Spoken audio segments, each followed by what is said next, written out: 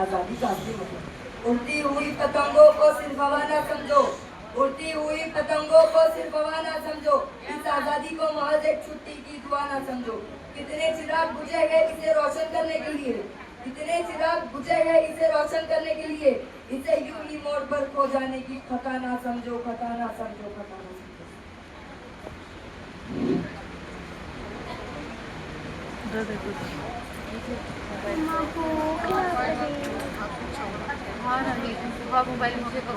अरे सुनो सुनो सुनो, अरे कल स्वतंत्रता दिवस है, तुम लोगों ने भाषण तैयार किया? नहीं यार, मुझे तो बस इतना ही पता है कि इस दिन झंडा फहराया जाता है और मिठाई भी मिलती है। लेकिन तुम जानते हो हमें आजादी कैसे मिली? शायद अंग्रेजों से लड़कर। हाँ, लेकिन लोगों ने लड़ाई लड़ी, क्या क्या सहा, ये तो हमें ठीक से पता ही नहीं है। सच कहूँ तो मैंने भी इसके बारे में गहराई से सोचा ही नहीं। अरे इसमें तो एक पुराना कथ है, तुम यूं डर रहे थे। बताओ।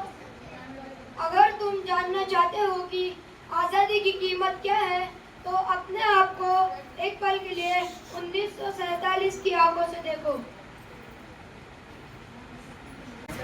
यह खत नहीं बीती रातों का एक अफसाना है, यह खत नहीं बीती रातों का एक अफसाना है, गुमनाम शहीदों की सांसों का एक तराना है।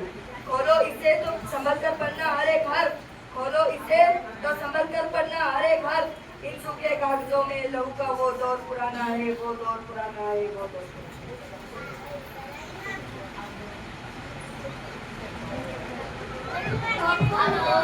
मैं पंडित जवाहरलाल नेहरू। तुम आजादी को इतना आसान समझ रहे हो।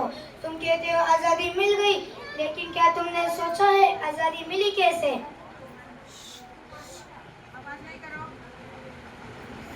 मैं अब्दुल गफ्फार खान हूँ। आजादी का मतलब सिर्फ एक सेलिब्रेशन नहीं, आजादी एक उम्मीद है। मैं डॉक्टर बाबा साहब अम्बेडकर हूँ। एक ऐसा सपना जिसके लिए लोगों ने अपनी जिंदगी लगा दी। मैं चंद्रशेखर आजाद हूँ। आजादी सिर्फ हुक्म बदलने का नाम ही नहीं था। अरे मुझे और फ्रीडम फाइटर के बारे में जानना है। अरे वहाँ देखो, फ्रीडम फाइटर्स आ रहे हैं। लो, भगत सिंह जी आ गए।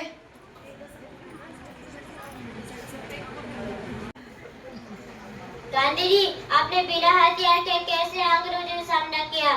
सत्य और अहिंसा सबसे बड़ी शक्ति है। अच्छा, वो देखो, असफुल्ला खान भी आ गए। मैं अशफाकुल्ला खान हूँ। मैंने अपने मित्र राम प्रसाद बिस्मिल के साथ मिलकर देश की आजादी के लिए संघर्ष किया था। क्या अलग अलग धर्मों के लोग साथ मिलकर लड़ते थे? बिल्कुल, हमारे लिए सबसे बड़ा धर्म भारत की सेवा था। आपको अपने बलिदान पे गर्व था? हाँ, क्योंकि मेरा जीवन मेरे देश के काम आया। अच्छा, वो देखो मौलाना अबुल कलाम आजाद भी है। बच्चों, भारत अनेक धर्मों और संस्कृतियों का देश है। हमारी ताकत हमारे एकता में है। सुभाष चंद्र बोस जी, तो बताओ हम देश के लिए क्या क्या कर सकते हैं? ईमानदारी से पढ़ो, मेहनत करो और अपने देश को आगे बढ़ाओ। हजारों वीरों ने अपने सपने और जीवन देश के लिए कुर्बान कर दिए। अब हम देश के संपत्ति को नुकसान नहीं पहुंचाएंगे। हम स्वच्छता का ध्यान रखेंगे। हम सभी धर्म और लोगों का सम्मान करेंगे और एक जिम्मेदार अच्छा नागरिक बन के दिखाएंगे। वतन की आबरू पर कभी कोई आँच न आने देंगे, वतन की आबरू पर कभी कोई आँच न आने देंगे, शहीदों के इस चमन को कभी मुरझाने नहीं देंगे।